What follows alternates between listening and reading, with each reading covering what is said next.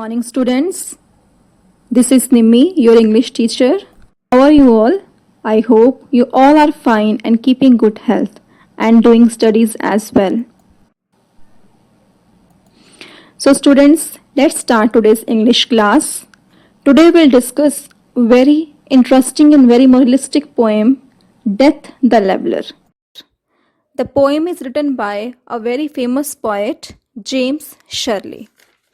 So the name is very much clear to you, death. Death means moth. But the question is that why the poet has used word leveler with death? कि poet ने death ਦੇ ਨਾਲ leveler word क्यों use ਕੀਤਾ? Leveler means ਉਹ quality ਜਾਂ ਉਹ machine ਜੋ ਕਿਸੇ ਚੀਜ਼ ਨੂੰ ਕਿਸੇ ਇਨਸਾਨ ਨੂੰ ਲੈਵਲ ਤੇ ਲੈ ਕੇ ਆਉਂਦੀ ਹੈ. ਲੈਵਲ ਮੀਨਸ ਬੈਲੈਂਸ ਕਰਦੀ ਹੈ, ਸੰਤੁਲਨ ਬਣਾਉਂਦੀ ਹੈ.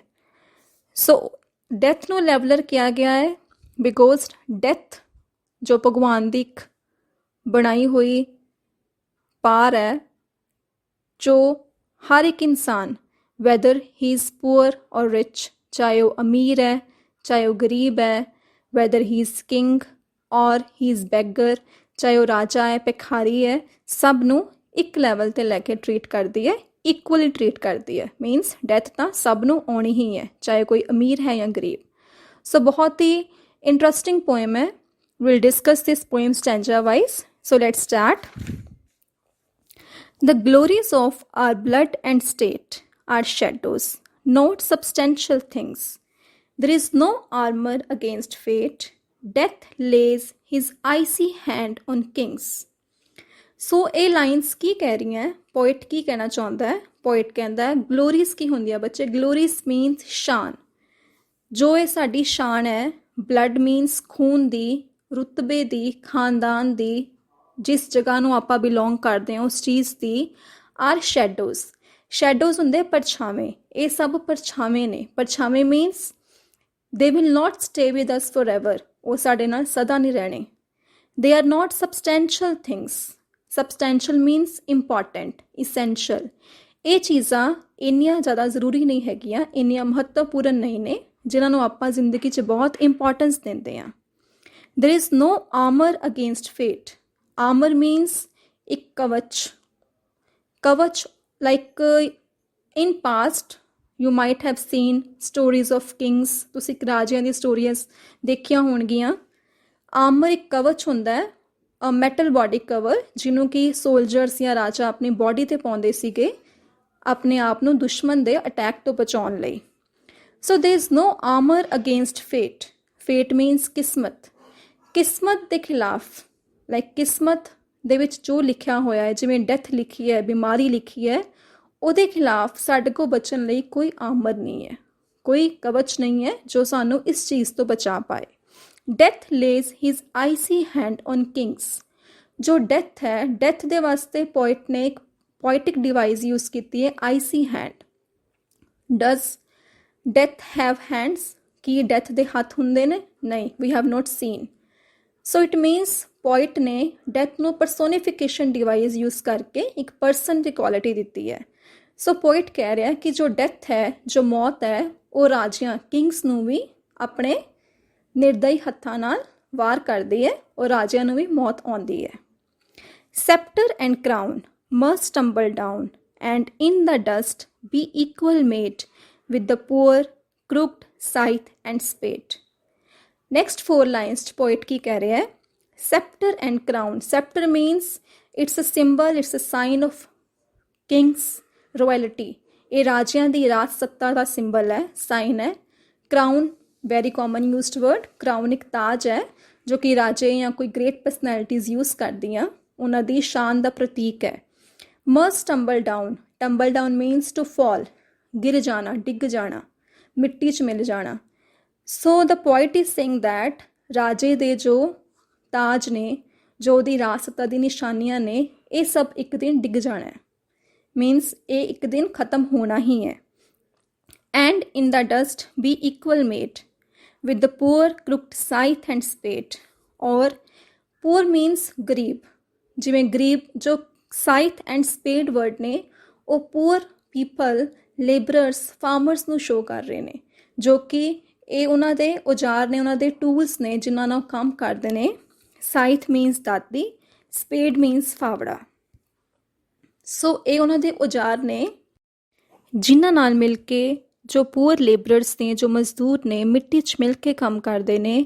ਸੇਮ ਉਸ ਤਰੀਕੇ ਨਾਲ ਹੀ ਡੈਥ ਦੇ ਆਉਣ 'ਤੇ ਰਾਜਿਆਂ ਦੀ ਰਾਜ ਸੱਤਾ, ਉਹਨਾਂ ਦਾ ਤਾਜ, ਸਭ ਕੁਛ ਮਿੱਟੀ 'ਚ ਮਿਲ ਜਾਣਾ ਹੈ। It means death treats everyone equally. Death ਸਭ ਦੇ ਨਾਲ ਇੱਕੋ ਜਿਹਾ ਵਿਹਾਰ ਕਰਦੀ ਹੈ। ਉਹਦੇ ਅੱਗੇ ਸਾਰੇ ਅਮੀਰ, ਗਰੀਬ, ਮਜ਼ਦੂਰ, ਰਾਜੇ ਸਭ ਸੇਮ ਨੇ। ਉਹਨਾਂ ਦੇ ਵਾਸਤੇ, ਉਹਦੇ ਵਾਸਤੇ ਕੋਈ ਵੀ ਸਪੈਸ਼ਲ ਜਾਂ ਕੋਈ ਪਰਸਨ ਲੋ ਨਹੀਂ ਹੈ। ਨੈਕਸਟ ਐਂਚਾ ਵੱਲ ਮੂਵ ਕਰਦੇ ਹਾਂ। Some men with swords may reap the field and plant fresh laurels where they kill, but their strong nerves at last must yield, they tame but one another still. In these lines the poet says, a lines ch poet ਕੀ ਕਹਿ ਰਿਹਾ ਹੈ? Some men means ਕੁਛ ਇਨਸਾਨ, with swords means ਤਲਵਾਰਾਂ, may reap the field, ਉਹ ਸੋਚਦੇ ਨੇ ਕਿ ਆਪਾਂ ਤਲਵਾਰਾਂ ਦੇ ਨਾਲ, ਤਲਵਾਰਾਂ ਦੀ ਤਾਕਤ ਦੇ ਨਾਲ, ਫੀਲਡ ਮੀਨਸ ਯੁੱਧ ਨੂੰ ਜਿੱਤ ਲਿਆ ਹੈ, ਜਗ੍ਹਾ ਨੂੰ ਜਿੱਤ ਲਿਆ ਹੈ, ਕਿਸੇ ਦੀ ਸੱਤਾ 'ਤੇ ਆਪਣਾ ਅਧਿਕਾਰ ਜਮਾ ਲਿਆ ਹੈ। ਐਂਡ ਪਲਾਂਟ ਫਰੈਸ਼ ਲੌਰਲਸ ਵੇਅਰ ਦੇ ਕਿਲ, ਔਰ ਜਿੱਥੇ ਜਿੱਥੇ ਵੀ ਉਹ ਰਾਜੇ, ਜਿਵੇਂ ਤੁਹਾਨੂੰ ਪਤਾ ਹੋਏਗਾ ਪੁਰਾਣੇ ਟਾਈਮ 'ਚ ਵੀ ਜਿੱਥੇ ਇੱਥੇ ਰਾਜੇ ਦੂਸਰੇ ਰਾਜੇ ਨੂੰ ਹਰਾਉਂਦੇ ਸੀਗੇ ਅਤੇ ਉਸ ਜਗ੍ਹਾ 'ਤੇ ਆਪਣਾ ਝੰਡਾ ਲਾ ਦਿੰਦੇ ਸੀਗੇ, ਸੋ ਦੈਟ ਸ਼ੋਅ ਕਰਨ ਵਾਸਤੇ ਕਿ ਇਹ ਵੀ ਜਗ੍ਹਾ ਹੁਣ ਸਾਡੀ ਹੋ ਗਈ ਹੈ, ਇੱਥੇ ਸਾਡਾ ਅਧਿਕਾਰ ਹੈ। ਸੋ ਆਪਣੀ ਤਾਕਤ ਦੇ ਬਦਲੇ ਕੋਈ ਵੀ ਇਨਸਾਨ ਕਿਸੇ ਦੇ ਅਧਿਕਾਰਾਂ ਦੇ ਉੱਤੇ ਆਪਣਾ ਕਬਜ਼ਾ ਪਾਉਂਦਾ ਹੈ ਔਰ ਫਿਰ ਉਹਦੇ ਉੱਤੇ ਆਪਣਾ ਰਾਜ ਸਥਾਪਿਤ ਕਰਕੇ ਬਹੁਤ ਖੁਸ਼ ਹੁੰਦਾ ਹੈ। ਉਹਨੂੰ ਲੋਕੀ ਵਿਸ਼ ਕਰਦੇ ਨੇ, ਕੰਗ੍ਰੈਚੁਲੇਟ ਕਰਦੇ ਨੇ, ਉਹ ਬਹੁਤ ਤੋਹਫੇ ਉਹਨੂੰ ਮਿਲਦੇ ਨੇ ਕਿ ਹਾਂ, ਬਟ ਉਹਦੀ ਕੀ ਹੈ, ਉਹਦੀ ਚੀਜ਼ ਪਰਮਾਨੈਂਟ ਹੈ? ਨਹੀਂ, ਉਹਦੀ ਚੀਜ਼ ਪਰਮਾਨੈਂਟ ਨਹੀਂ ਹੈ, ਉਹ ਸਦਾ ਵਾਸਤੇ ਰਹਿਣ ਵਾਲੀ ਨਹੀਂ ਹੈ। But their strong nerves at last means ਅੰਤ ਵਿੱਚ, must yield ਹੁੰਦਾ ਸਮਰਪਣ ਕਰਨਾ, ਆਪਣੇ ਆਪ ਨੂੰ ਕਿਸੇ ਦੇ ਅੱਗੇ, ਮਤਲਬ ਆਪਣੀ ਹਾਰ ਮੰਨ ਲੈਣਾ ਕਹਿ ਸਕਦੇ ਹਾਂ। ਕਿ ਉਹ ਵੀ ਜੋ ਸਟਰੋਂਗ ਪਰਸਨ ਨੇ, ਜੋ ਕਿਸੇ ਨੂੰ ਹਰਾ ਕੇ ਆਏ ਸੀਗੇ, ਉਹਨਾਂ ਦੇ ਵੀ ਜੋ ਸਟਰੋਂਗ, ਉਹਨਾਂ ਦੀ ਬਾਡੀ, ਉਹਨਾਂ ਦੇ ਜੋ ਸਟਰੋਂਗ ਦਿਮਾਗ ਨੇ, ਤਾਕਤ ਉਹਨਾਂ ਦੀ ਹੈ, ਸਭ ਕੁਛ ਹਾਰ ਜਾਂਦੀ ਹੈ ਕਿਸ ਦੇ ਅੱਗੇ? ਡੈਥ ਦੇ ਅੱਗੇ, ਮੌਤ ਦੇ ਅੱਗੇ ਉਹਨਾਂ ਦੀ ਵੀ ਕੋਈ ਨਹੀਂ ਚੱਲਦੀ। They tame but one another still, ਉਹ ਸੋਚਦੇ ਨੇ ਕਿ ਆਪਾਂ ਇੱਕ ਦੂਜੇ ਦਾ ਅਧਿਕਾਰ 'ਤੇ ਪਾ ਸਕਦੇ ਹਾਂ, ਬਟ ਆਪਾਂ ਮੌਤ 'ਤੇ ਕੋਈ ਵੀ ਕਬਜ਼ਾ ਨਹੀਂ ਕਰ ਸਕਦੇ, ਮੌਤ ਤੋਂ ਨਹੀਂ ਜਿੱਤ ਸਕਦੇ, ਮੌਤ ਤੋਂ ਨਹੀਂ ਬਚ ਸਕਦੇ। ਮੀਨਸ ਅੰਤ ਵਿੱਚ ਵੱਡੇ ਵੱਡੇ ਯੋਧਿਆਂ ਨੂੰ, ਵੱਡੇ ਵੱਡੇ ਇਨਸਾਨਾਂ ਨੂੰ ਜੋ ਕਿ ਆਪਣੀ ਤਾਕਤ ਦਾ ਬਹੁਤ ਗੁਮਾਨ ਕਰਦੇ ਨੇ, ਉਹਨਾਂ ਨੂੰ ਵੀ ਮੌਤ ਦੇ ਅੱਗੇ ਝੁਕਣਾ ਹੀ ਪੈਂਦਾ ਹੈ। Early or late, they stoop to fate and must give up their murmuring breath when they pale captives creep to death. Early means ਜਲਦੀ, late means ਦੇਰ ਨਾਲ। They stoop to fate ਦੁਬਾਰਾ ਫਿਰ ਕਿਸਮਤ, ਆਪਾਂ ਪਹਿਲਾਂ ਵੀ ਖਾ ਚੁੱਕੇ ਹਾਂ। stoop means ਝੁਕਣਾ, ਚਾਹੇ ਦੇਰ ਬਾਅਦ ਜਾਂ ਚਾਹੇ ਜਲਦੀ, ਮੀਨਸ ਕਈਆਂ ਨੂੰ ਮੌਤ ਬਹੁਤ ਪਹਿਲਾਂ ਆ ਜਾਂਦੀ ਹੈ, ਕਈਆਂ ਨੂੰ ਬਾਅਦ 'ਚ ਆਉਂਦੀ ਹੈ। ਸੋ ਚਾਹੇ ਕੋਈ ਇਨਸਾਨ ਜਿੰਨਾ ਮਰਜ਼ੀ ਪਾਵਰਫੁਲ ਹੈ, ਦੇ stoop to fate, ਉਹਨਾਂ ਨੂੰ ਮੌਤ ਦੇ ਅੱਗੇ, ਕਿਸਮਤ ਦੇ ਅੱਗੇ ਝੁਕਣਾ ਹੀ ਪੈਂਦਾ ਹੈ। And must give up their murmuring breath means ਸਾਹ, ਸਾਡੇ ਸਾਹ ਖਤਮ ਹੋ ਜਾਂਦੇ ਨੇ ਮੌਤ ਦੇ ਆਉਣ ਨਾਲ। ਸੋ ਮਰਮਰਿੰਗ ਮੀਨਸ ਕਿਉਂ ਯੂਜ਼ ਕੀਤਾ ਗਿਆ ਵਰਡ? ਸੋ ਦੈਟ ਕਿ ਜੋ ਇਹ ਇਨਸਾਨ ਨੇ, ਇਹ ਵੀ ਜ਼ਿੰਦਗੀ ਨੂੰ ਛੱਡਣਾ ਨਹੀਂ ਚਾਹੁੰਦੇ, ਬਹੁਤ ਤੜਪ ਕੇ ਮਰਦੇ ਨੇ, ਬਿਕੋਜ਼ ਜ਼ਿੰਦਗੀ ਨਾਲ ਉਹਨਾਂ ਨੂੰ ਬਹੁਤ ਪਿਆਰ ਹੈ। ਸੋ ਉਹਨਾਂ ਦੇ ਜੋ ਸਾਹ ਨੇ ਬਹੁਤ ਹੌਲੀ ਹੌਲੀ ਨਿਕਲਦੇ ਨੇ, ਬਹੁਤ ਹੌਲੀ ਹੌਲੀ ਆਪਣੇ ਸਾਹ ਛੱਡਦੇ ਨੇ। ਉਹ ਕਿਸ ਚੀਜ਼ ਅੱਗੇ ਆਪਣੀ ਹਾਰ ਮੰਨ ਰਹੇ ਨੇ? Death, because death is that powerful ਕਿ ਉਹ ਸਭ ਨੂੰ ਝੁਕਾ ਦਿੰਦੀ ਹੈ, ਉਹਦੇ ਅੱਗੇ ਸਭ ਨੂੰ ਝੁਕਣਾ ਹੀ ਪੈਂਦਾ ਹੈ। ਵੈਨ ਦੇ ਪੇਲ ਕੈਪਟਿਵਸ, ਪੇਲ ਮੀਨਸ ਪੀਲੇ ਪਏ ਹੋਏ, ਉਹਨਾਂ ਦੇ ਜੋ ਚਿਹਰੇ ਨੇ ਘਬਰਾਹਟ ਨਾਲ, ਮੌਤ ਦੇ ਨੇੜੇ ਆਉਣ ਨਾਲ ਬਿਲਕੁਲ ਪੀਲੇ ਪੈ ਗਏ ਨੇ। ਕੈਪਟਿਵਸ ਮੀਨਸ ਪ੍ਰਿਜ਼ਨਰਸ, ਕੈਦੀ, ਔਰ ਮੌਤ ਦੇ ਅੱਗੇ ਕੈਦੀ ਬਣ ਗਏ ਨੇ, ਉਹ ਤੋਂ ਬਚ ਕੇ ਨਹੀਂ ਜਾ ਸਕਦੇ, ਮੌਤ ਨੇ ਉਹਨਾਂ ਨੂੰ ਪੂਰੀ ਤਰੀਕੇ ਨਾਲ ਆਪਣੇ ਕਬਜ਼ੇ 'ਚ ਕਰ ਲਿਆ ਹੈ। ਕਰੀਪ ਟੂ ਡੈਥ, ਕਰੀਪ ਹੁੰਦਾ ਰੇਂਗਣਾ, ਰੇਂਗਣਾ ਮੀਨਸ ਉਹ ਮੌਤ ਦੇ ਵੱਲ ਨੂੰ ਵੱਧ ਰਹੇ ਨੇ, ਰੇਂਗ ਕੇ ਹੌਲੀ ਹੌਲੀ, ਬਿਕੋਜ਼ ਉਹਨਾਂ ਕੋਲ ਕੋਈ ਆਪਸ਼ਨ ਨਹੀਂ, ਕੋਈ ਹੋਰ ਚਾਰਾ ਨਹੀਂ ਆਪਣੀ ਜ਼ਿੰਦਗੀ ਨੂੰ ਬਚਾਉਣ ਦਾ। ਲਾਸਟ 'ਤੇ ਅੰਤ ਵਿੱਚ ਉਹਨਾਂ ਨੂੰ ਮੌਤ ਦੇ ਅੱਗੇ ਝੁਕਣਾ ਹੀ ਪੈਣਾ, ਮੀਨਸ ਉਹਨਾਂ ਨੂੰ ਮਰਨਾ ਹੀ ਪੈਣਾ ਹੈ। ਮੀਨਸ ਡੈਥ ਨੇ ਉਹਨਾਂ ਨੂੰ ਐਂਡ 'ਤੇ ਜਿੱਤ ਹੀ ਲੈਣਾ ਹੈ, ਲਾਸਟ 'ਤੇ ਉਹਨਾਂ 'ਤੇ ਕਬਜ਼ਾ ਕਰ ਲੈਣਾ ਹੈ। So students, let's move to next stanza. The garlands wither on your brow, then boast no more your mighty deeds. Upon death's purple altar now, see where the victor victim bleeds. In these 4 lines, the poet is trying to say garlands. Garland means माला, फुੱਲਾਂ ਦੀ ਮਾਲਾ ਕਹਿ ਸਕਦੇ ਹਾਂ. wither on your brow, brow ਇੱਥੇ word use ਕੀਤਾ ਗਿਆ forehead ਵਾਸਤੇ, ਮੱਥੇ ਵਾਸਤੇ. after the death of the great kings or the great personalities, ਮਹਾਨ ਇਨਸਾਨਾਂ ਦੀ ਮੌਤ ਤੋਂ ਬਾਅਦ ਉਹਨਾਂ ਦੇ ਉੱਪਰ ਫੁੱਲਾਂ ਦੀਆਂ ਮਾਲਾ ਪਈਆਂ ਹੁੰਦੀਆਂ ਨੇ. Even wither means ਸੁੱਕਣਾ. ਉਹ ਜੋ ਮਾਲਾ ਨੇ ਉਹ ਵੀ ਪਈ ਪਈ ਸੁੱਕ ਜਾਂਦੀ ਹੈ. Means they have no value after death. ਮੌਤ ਦੇ ਬਾਅਦ ਕਿਸੇ ਇਨਸਾਨ ਦੀ ਕੋਈ ਵੈਲਿਊ, ਕੋਈ ਕੀਮਤ ਨਹੀਂ ਰਹਿੰਦੀ. ਦੈਨ ਬੋਸਟ ਨੋ ਮੋਰ ਯੋਰ ਮਾਈਟੀ ਡੀਡਸ. ਸੋ ਪੋਇਟ ਇੱਕ ਸਿੱਖਿਆ ਦੇ ਰਿਹਾ ਹੈ, ਪੋਇਟ ਮੋਰਲ ਦੇ ਰਿਹਾ ਹੈ. ਬੋਸਟ ਨੋ ਮੋਰ, ਬੋਸਟ ਮੀਨਸ ਸ਼ੇਖੀ ਮਾਰਨਾ. ਨੋ ਮੋਰ ਯੋਰ ਮਾਈਟੀ ਡੀਡਸ. ਮਾਈਟੀ ਮੀਨਸ ਤਾਕਤਵਰ, ਮਾਈਟੀ ਮੀਨਸ ਮਹਾਨ, ਡੀਡ ਮੀਨਸ ਕੰਮ, ਜੋ ਕਿ ਆਪਾਂ ਕਰਮ ਕਰਦੇ ਹਾਂ, ਸਾਡੇ ਕਰਮ. ਸੋ ਪੋਇਟ ਕਹਿ ਰਿਹਾ ਕਿ ਆਪਣੇ ਮਹਾਨ ਕੰਮਾਂ ਦੀ ਸ਼ੇਖੀ ਨਾ ਮਾਰੋ, ਬਿਕੋਜ਼ ਇਹ ਸਭ ਚੀਜ਼ਾਂ ਪਰਮਾਨੈਂਟ ਨਹੀਂ ਨੇ, ਕਿਉਂਕਿ ਇਹ ਸਾਰੀਆਂ ਚੀਜ਼ਾਂ ਇੱਕ ਦਿਨ ਖਤਮ ਹੋ ਜਾਣੀਆਂ, ਇਹਨਾਂ ਦਾ ਕੋਈ ਵਜੂਦ ਨਹੀਂ ਰਹਿਣਾ. ਸੋ ਪੋਇਟ ਇੱਕ ਸਿੱਖਿਆ ਦੇ ਰਿਹਾ ਹੈ ਕਿ ਆਪਣੇ ਮਹਾਨ ਕੰਮਾਂ ਦੀ, ਆਪਣੀ ਤਾਕਤ ਦੀ ਸ਼ੇਖੀ ਨਾ ਮਾਰੋ. ਅਪੋਨ ਡੈਥਸ ਪਰਪਲ ਆਲਟਰ ਨਾਓ. ਡੈਥਸ ਪਰਪਲ ਆਲਟਰ ਇੱਕ ਰਿਲੀਜੀਅਸ ਰਿਚੁਅਲ ਨੂੰ ਇੱਕ ਸਾਈਨ ਬਣਾ ਕੇ ਪੋਇਟ ਨੇ ਸ਼ੋ ਕੀਤਾ ਹੈ ਕਿ ਜੋ ਮੌਤ ਦੇ ਅੱਗੇ, ਮੌਤ ਦੀ ਇੱਕ ਵੇਦੀ ਅੱਗੇ, altar means a table to perform ritual activities, ਧਾਰਮਿਕ ਰੀਤੀ ਰਿਵਾਜ ਕਰਨ ਵਾਸਤੇ ਇੱਕ ਟੇਬਲ ਫਲੈਟ ਯੂਜ਼ ਕੀਤਾ ਜਾਂਦਾ, ਉਸ ਨੂੰ ਆਲਟਰ ਕਿਹਾ ਜਾਂਦਾ ਹੈ.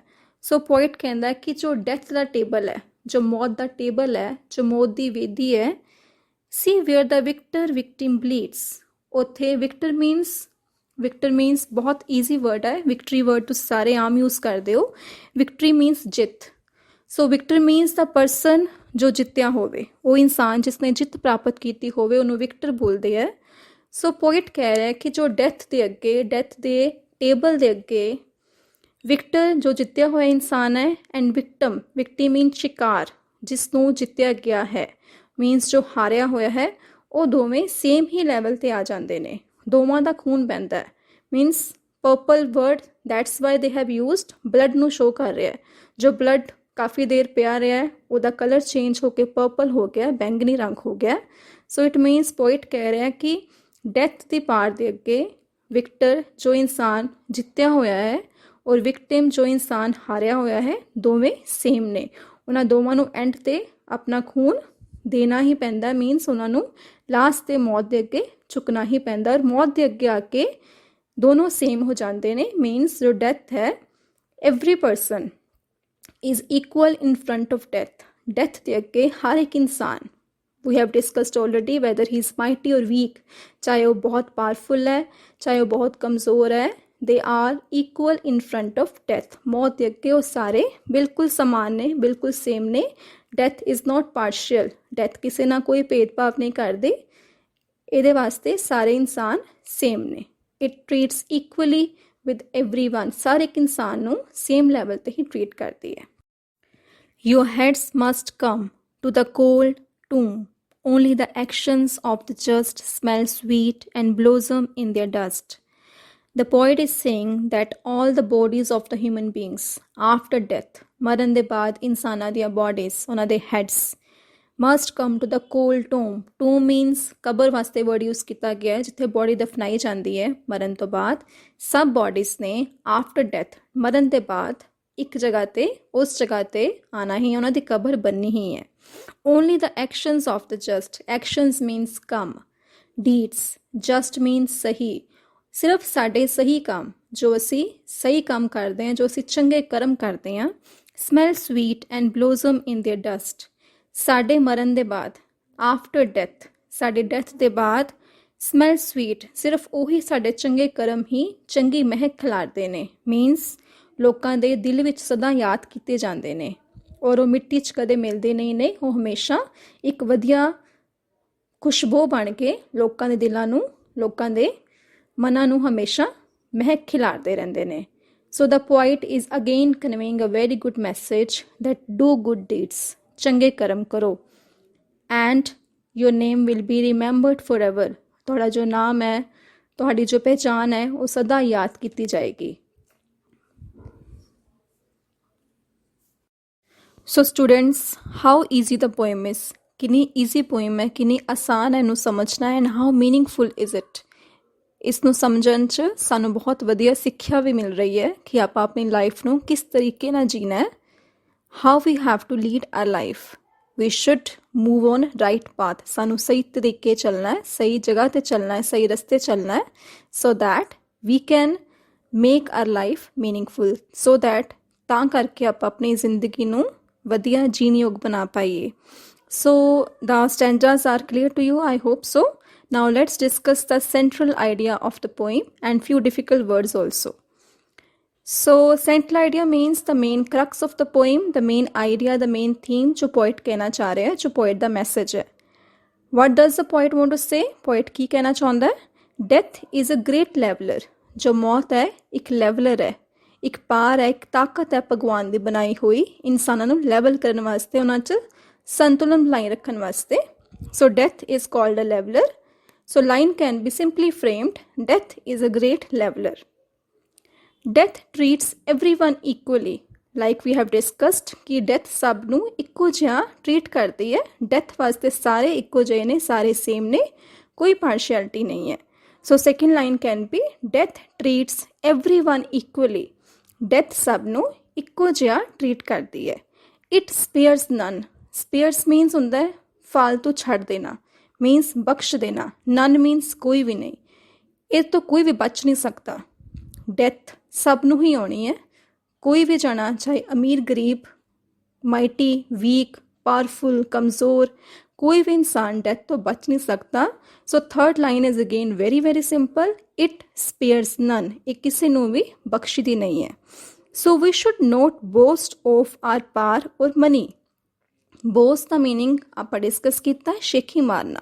वी मीनस असी, शुड आप लगाने जो आप यूज़ करते हैं चाहिदा। सो सानू अपने पार दी, पार मीनस ताकत, मनी, मनी मीनस पैसा, सानू अपने पैसे का और अपनी ताकत का घमंड नहीं करना चाहिए, उसका गुमान नहीं करना चाहिए, because they are mere shadows, वो सिर्फ परछावे ने जो कि परमानेंट नहीं है, जो साढ़े नाल सदा नहीं रहने।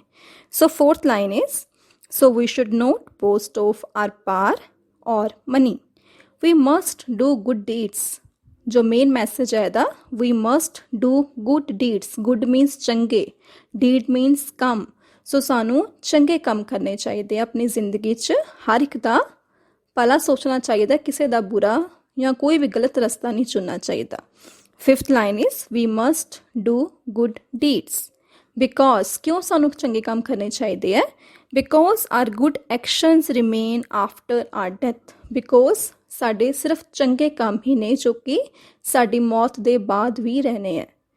No buddy will remember our physical features, साड़ा फेस, साड़ी बॉडी, साढ़े फिजिकल फीचर्स किसी को याद नहीं रहने थोड़े समय बाद, after our death.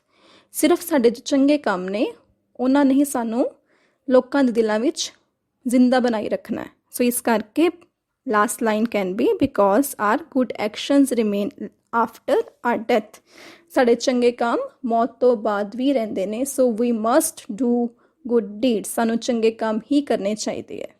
So this is central idea. Children, make sure that you must know the spelling of the name of the poem, that is Death the Leveler, and poet also, very very important, James Shirley.